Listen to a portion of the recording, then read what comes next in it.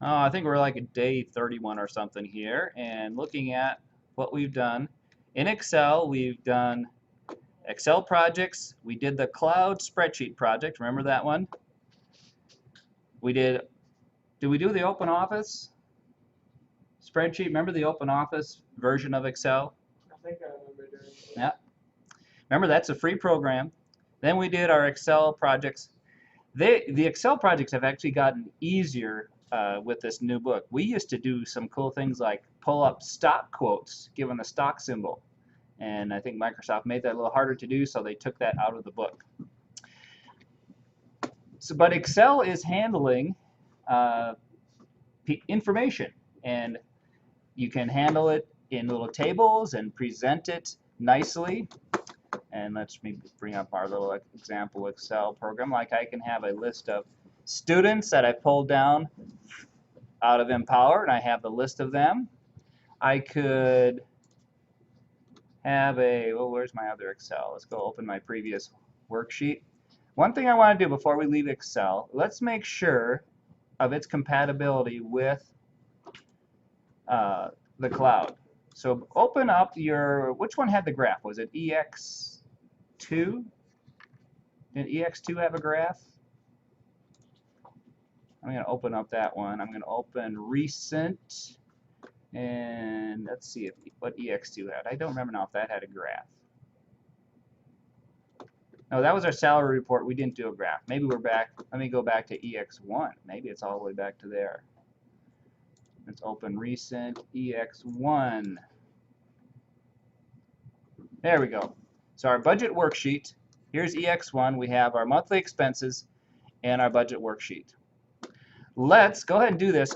Log into your Gmail, your Google Cloud account, and let's do an import of that Excel file and see what it looks like in Google Sheets. So I'm going to go to my mail program, go up to Google, you log into your eLearn account, go to your Google Drive,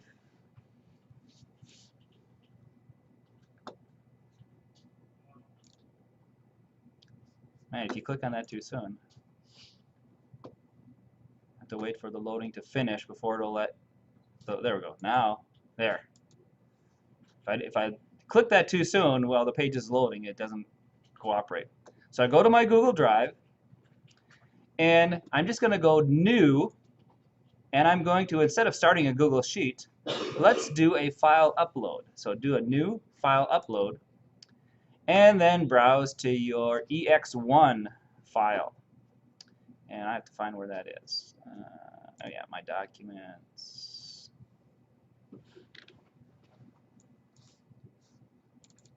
cs101, spring 2016,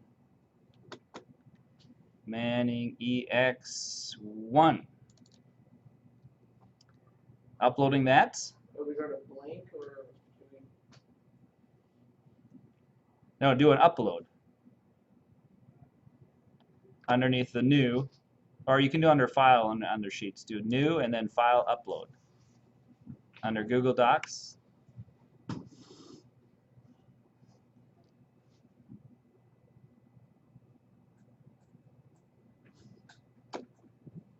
Looks like you're in a worksheet already.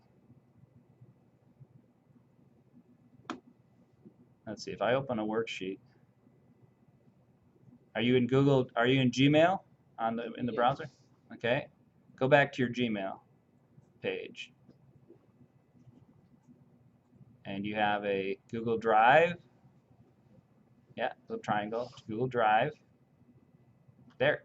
Oh. And then do new upload.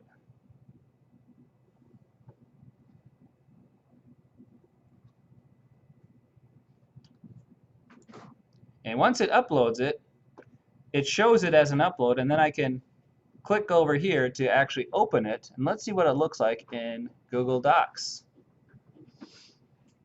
That part doesn't look too bad. I can tell it open with Google Sheets. This is where it's actually going to be doing the conversion. So if I do an open with, once it's uploaded, open with Google Sheets, now it's converting it Let's see what formats are kept around. Oh, look at that. Our table doesn't look too bad. And let's go down to the bottom. Let's see if our chart is all looks. Oh, look at that. Our chart. It got a little less graphic, little less shadow around it. Here's the original graphic, and there's how it shows up in Google Docs or Google Sheets. So it does a decent job of preserving my pie chart. And as far as I can tell, the budget sheet itself, I go to the budget sheet, here's the Excel version, and there's the Google Doc version. It looks just maybe a slight change in font, but I'm impressed at how it kept the shadowing and the highlighting and the border. So it does a pretty good job importing into Google Sheets. And remember, if I did create something in Google Spreadsheets, I can always do a file, download as, and bring it back down to Excel.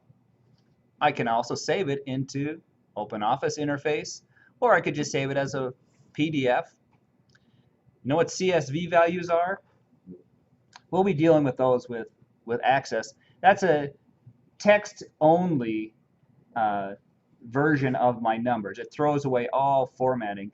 It's only if someone wants to see my numbers and doesn't have Excel, a fancy program to open it. They could open this with any text editor and see all my values.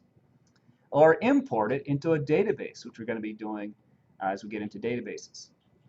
So there's our final look at Excel. Compatible versions out there. I can download Excel from Google Docs. I can upload to Google Docs, convert it into a Google Sheet,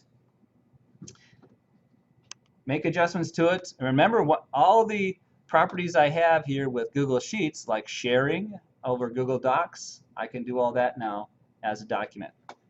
Remember with Excel, I can also share it in Excel, but it only will share it through the Microsoft way, through Microsoft Cloud. So it's a little more limited, but Microsoft is implementing more cloud capabilities without you having to go to Google Docs, because they compete with Google Docs in the cloud. They don't want you going to Google Docs. They want you to be in their world of Microsoft, and they offer you a lot of enticements, making it compatible with Outlook and everything else Microsoft. And for some businesses, that really does save them money. But they do become sort of enslaved to the Microsoft world. And I'm more of the rebel. I don't want to be enslaved to Microsoft. I'm enslaved to Google, though. Google is trying to keep you into their little world now, too, because they make money by knowing all about you and tracking you and selling your information to their Google trackers, advertisers that want to know who all loves Excel, and I want to send spam to those people. All right, so there it is, Excel. Say goodbye to Excel, and now going into the world of Access. No fears, though. We'll help you through this trying time. Think of Access as Excel with structure and organization for huge amounts of data. Way to get at huge amounts of data saved in Excel-like tables. All right, so here we go. Let's start Access and just get familiar with the Access user interface.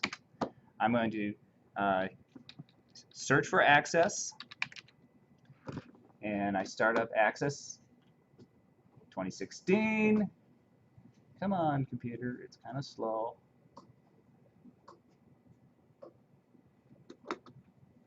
Finally starting to show up. There we go. Starting up Access, it pops up the little starting Access window. And before clicking blank database, well, we are going to do a blank database. We'll click blank database. Before clicking create right now, we need to give this database a name, because databases are special. Here's what happens. They create a file immediately, because a database is actually you can't think of it as a collection of files within a file. So the first thing it does is is create this file. And so before we do it, let's make sure we know the name of it. Now, if you've done it already and you've done lots of work, you don't have to start from scratch. You can rename it. But let's go ahead and give this the correct name right from the start. Let's call this by your last name AC1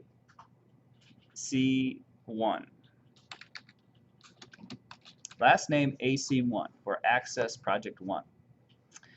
And I'm also going to click the browse because I don't want to keep it in my default documents folder. I'm going to browse to my special ATM cs101 2016 folder. That's where I'm going to be keeping it, and then I click OK. Now when I click create, it will create that file, that database file. It's going to be kind of, think of it as an empty database, and then we're going to start creating things inside of it. So this is different than all the other programs. All the others, you could start it and then do a file save as. Okay, I'm done. Let's save this. In Access, you tell it from the start where your database lives. Now we'll create that file in that location. And create. And it thinks a little bit and then throws you into this strange user interface with a table. You all get that same thing? Okay, so basically Access throws you into what it expects to be the most important thing to do is create a table of information.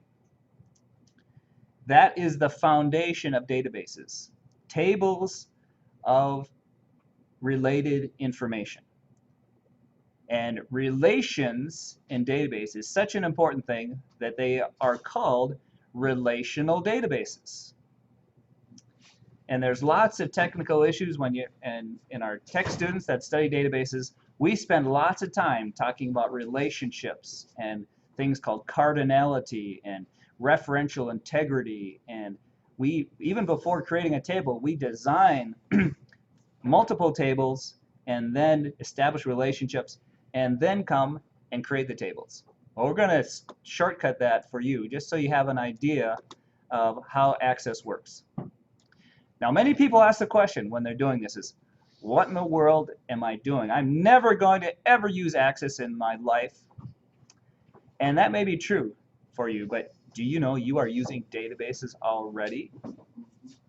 Everywhere you go on the internet that has anything to do with login or searching data or socializing on Facebook, searching in Google, basically everything out there on the internet has a database behind it holding tables of information such as your private information, which you thought was private, but it's not.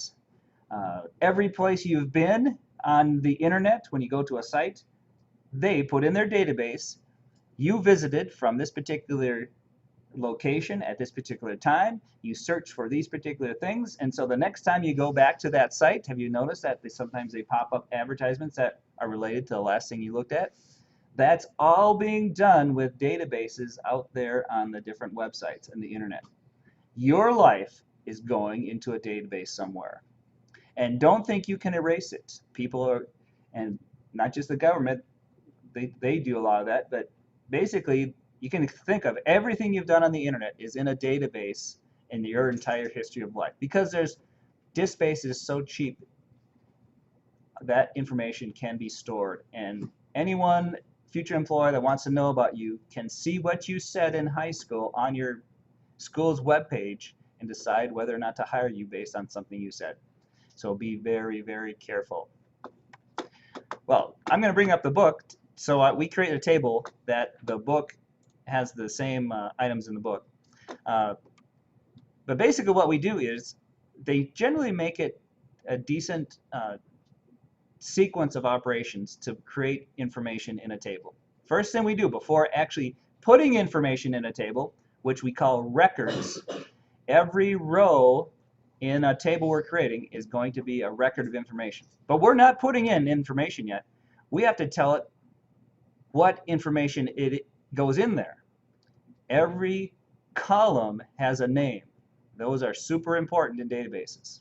So let me bring up the book and we'll follow kind of their sequence of operations. But feel free at this point, check out the various tabs across the top and just see what's in them.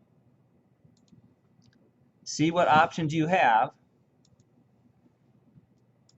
and just kind of get familiar with the type of things we're going to do on a database. And then we'll come back to the, oh no, I'm not going to go to the file one. I'm going to go to the Home tab. The Home tab we're going to get most familiar with first, and then as we deal with tables, we're going to deal with the Fields and Table tabs. So we're in a table. Home tab lets us view a few different things. You notice there's a few different icons over here as we design things. Fields is where we're going to start as we start entering information into our table. Or sorry, we start design our table, then enter information into it.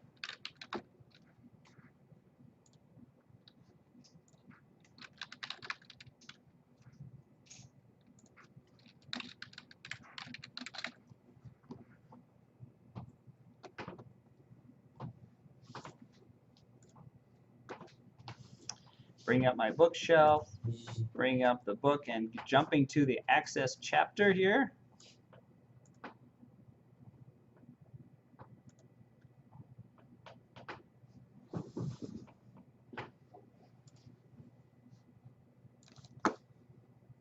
And here is our book page.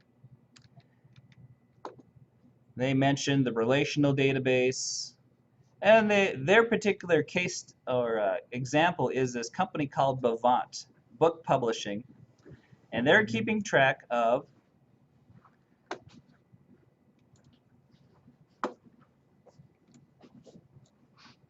textbooks.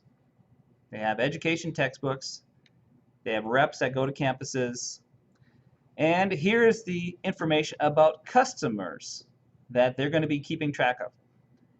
And it looks very much like Excel, and that's what we're going to be putting information in about. But let's zoom in here at the top section of this database table.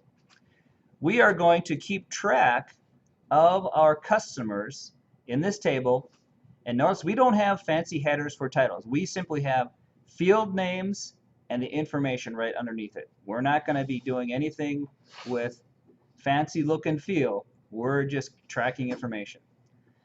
In our initial table, it has an ID there. We're going to change that to display CU #. And then we're going to add another record, or sorry, another column. It's going to be called customer name. So very precise design of our tables. So now let's see how that's done as we pop up in Access.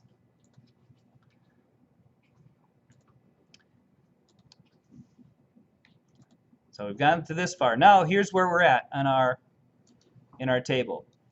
We're going to name it, rename our columns. But first, let's get familiar with the user interface, and let's zoom in a little bit here. We have this navigation pane on the left,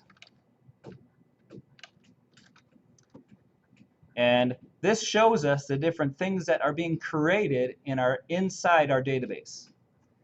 It's almost like the file browser, but we're looking at objects that are in our database. A database is a collection of objects, and all your objects that you have will show up here. You can decide how to list your objects. You can say, I'm only going to list my tables, or I'm only going to list my queries. We're going to list all our objects. We always want to see all the objects that we have in our database over in our navigation bar. Then we have the tabs of the different objects that we have open. As we open multiple objects in our database, they'll have different tabs across the top here. Right now, since we only have one object and we have it open, we have this table 1 open in our database. We're ready to modify it. We have not yet saved table 1. We don't want to do that. We can do a Control S, but we want to modify our table first. And this is our work area, and then we have our various tabs. Familiar look and feel of the Microsoft applications.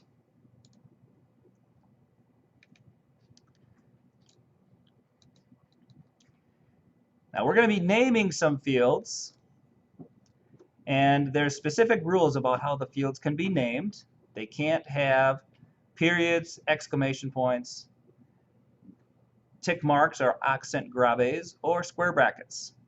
And you can't have two columns named the same.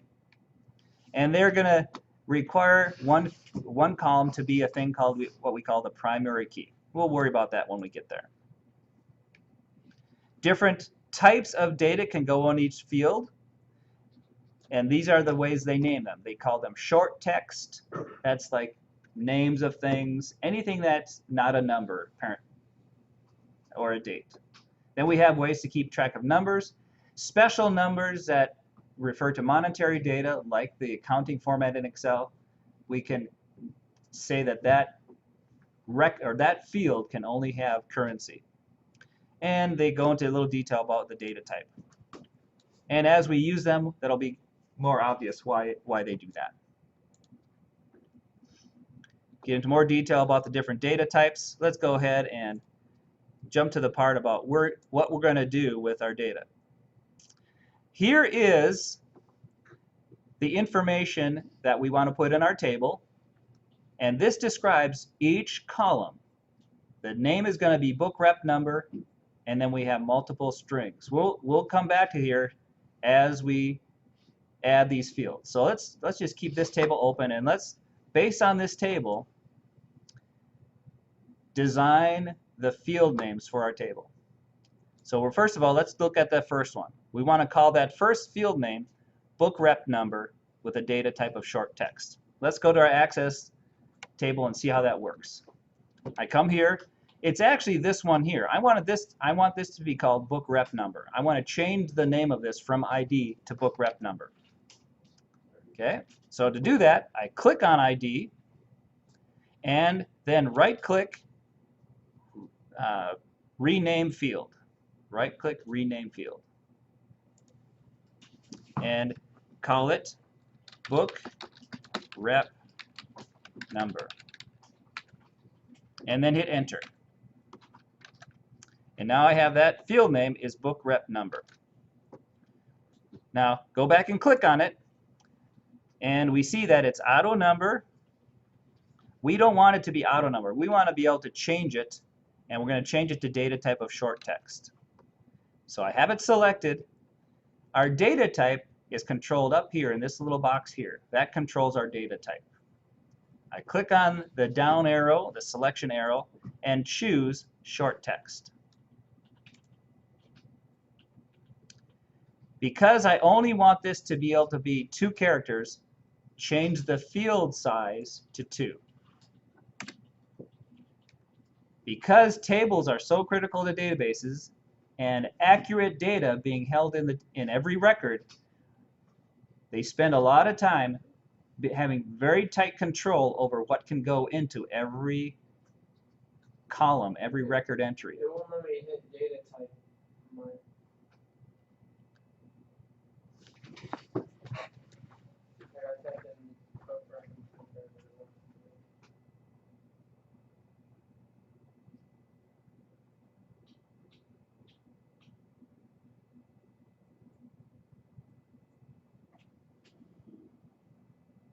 Oh, because you haven't done, you're not done editing.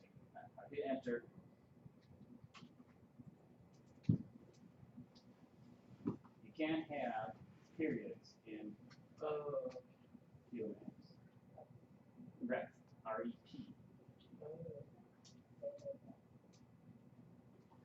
There you go. Now change it to date. Okay. Yeah, you were in the middle of still editing the name. It wasn't letting you go because you accidentally had a dot in there. Okay, so we go back to our table and say, okay, short text, field size of 2.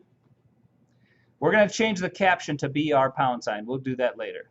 Okay, so now the next field we want to call last name. So I click on here and select the short text. Just click to add short text. And it puts us right in the renaming of that field. So we put in last space name with a capital N, just exactly like they have asked us to design our table. Make it a short text. After hitting enter, I have to complete entering the name of it. Now I can come back and select it and tell it, yes, it's short text with a field size here of 15. So you name it, then you have to come back to it. Hit enter to take the name, and then its first name, short text 15. Click, short text, first name, enter, come back to it, change its field size to 15.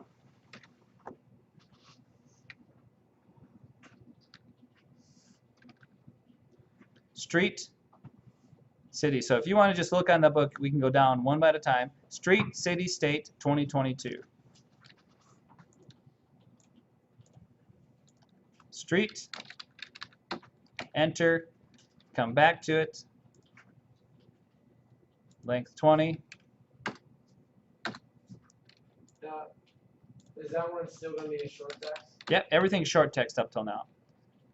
City, enter, come back to it, 20. State, short text, enter, come back to it, and choose a field size of 2. 20, street, city are both 20. And then postal code, see everything that so far is short text. That's the easiest field type. That's basically very flexible. They can type anything in there. The only limit we're putting on it is it can't be more than 20 characters. Because with databases, they're made to hold millions of records.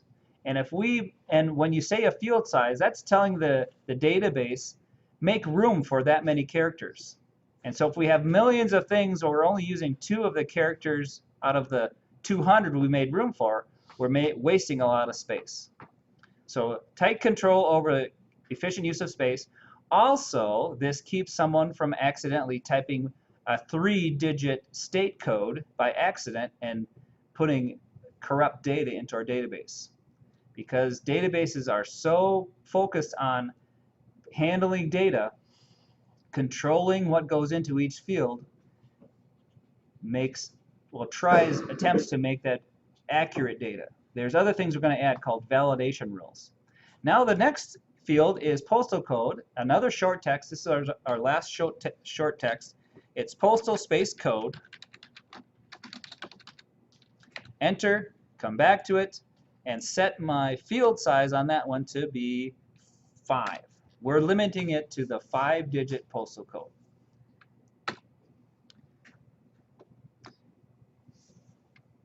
Why don't we just change it to numbers? Because postal codes are just numbers. Yeah, why not make it just a number? Well, it's those people up north. Canada does not use only numbers. But yeah, if it were just US, it would be number. Another thing about numbers is when a field is a number type, the database can do math with it and automatically add things up. Since we don't do that with postal codes, it's not really necessary. But yeah, if it's all just digits, a number or short text would work.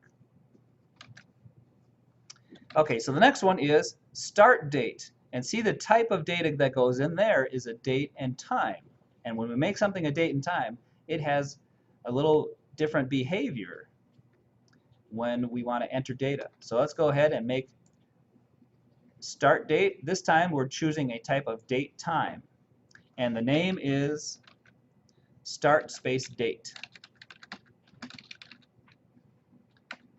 And I hit enter, and if I come back to it, you see that there's no field size to go with date time. Date time is a date time. I can't do anything. I can adjust the format of it, but we'll worry about that later. So depending on what type of data it is being kept in that column, I'll have different type of control over what goes in there. And a couple more, we have salary and a bonus rate. Salary is a currency, so I'll click on here, choose a currency, give it the name salary.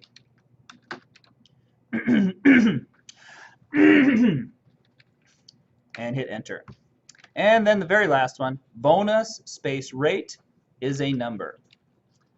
Click to add a number, bonus rate, enter. Come back and click on it and see what I can control with that. I can control, let's see, we want to have it be a single. Let's see if I can control that from here. Format, general numbers, single. We may have to come back to a different page to control whether it's single. More, let's see more fields. I'm looking for the single. We'll see how, we'll come back and see in the book how they set the bonus rate to be single. So before we're leaving this here, let's go back to our very first field, the book rep. See how it's displaying this long title, book rep number? Since this is going to be just 2 digits, rather than have book rep number show up in the column caption, go up here to name and caption, and let's have the caption be BR #, hashtag, and then let's see if we have any descriptions here. Unique identifier of book rep. That's what we want to put in there for the description. Unique identifier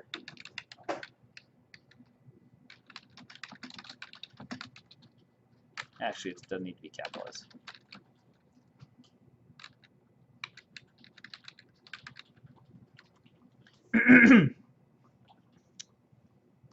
So now we have created columns, and just like in Excel, I can adjust my column sizes, make room for a larger last name, a larger first name. State is only going to be 2 characters, so I can shrink that down a little bit. Postal code. Let's see. I don't think Access wraps the text in the top column, so you can't choose to wrap that to make it all readable. Now, one thing that we haven't done is very important. We need to save this table inside our database. So now we do a Control S, and I want to be sure I give it the right name. The name of the table is going to be Book Rep Table. Okay, so now I do a Control S, and I'm saving it as a table inside my database. Book Rep Table. So now you have created a place to keep information about book reps. Now, let's see. I think the next thing we do, let's see if I think we start filling this with data before we create the next table. Let's see how they do it. So they walk through creating the table one at a time, just like what we did. If you want to review the book, they give pointers along the way while you're doing each step.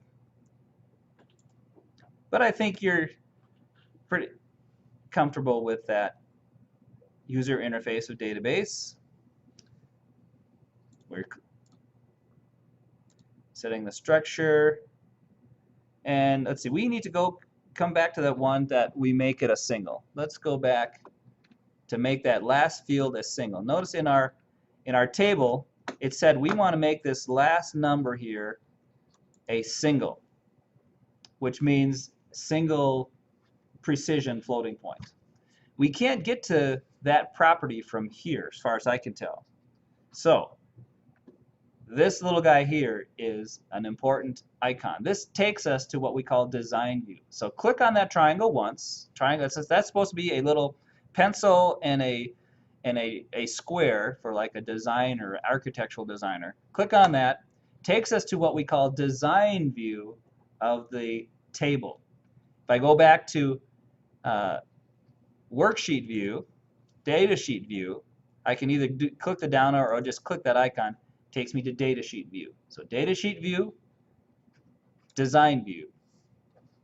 And now when I go down and click on the bonus rate field at the very bottom, I have more options to change, and I can change my field size from long integer to the down select, change that to single. What that means, it's a single precision floating point. It just has to do with the accuracy of the number being kept there.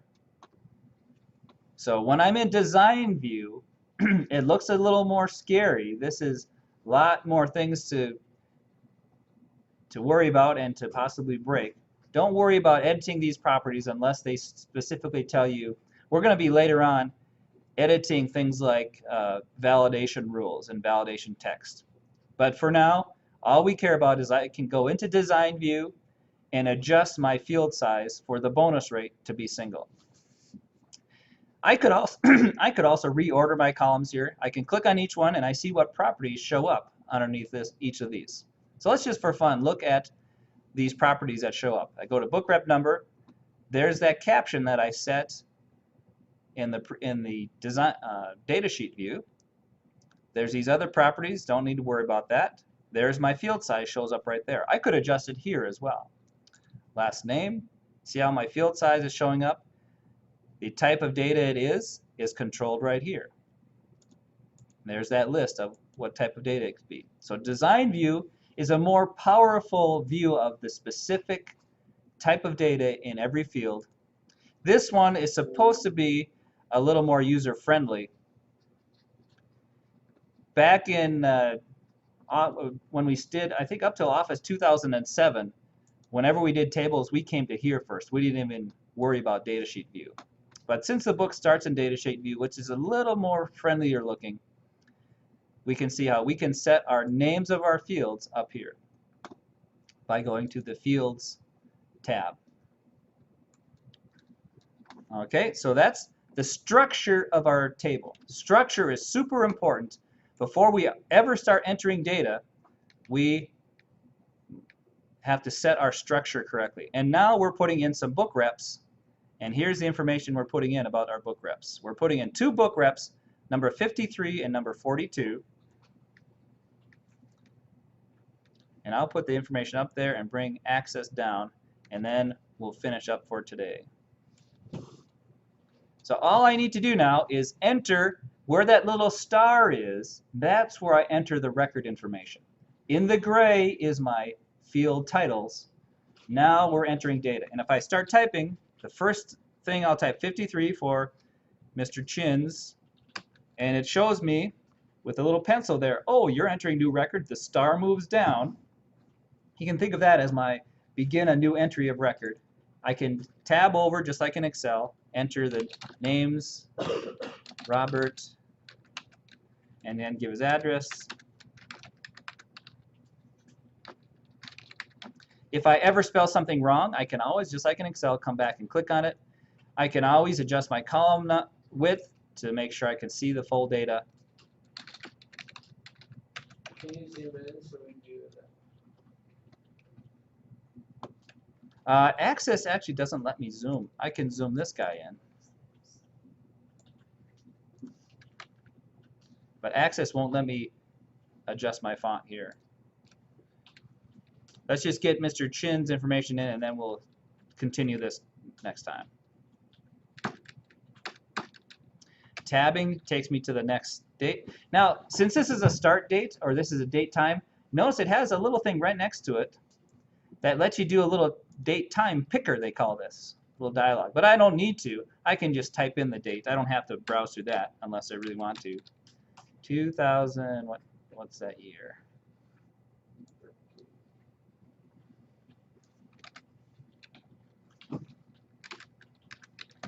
Salary of $26,250 and bonus rate 0.19. Don't know what they use that for yet. We'll just put in the numbers they asked for. We'll end there. You can, if you have your book, you can enter in the rest of the information. We'll continue that next time, reviewing how the table is structured. And if we close the database, unless I've made changes to the structure of the table or layout of it, it doesn't ask me to save. That data is saved inside a table inside the database. All right, have a great day. Have a great weekend.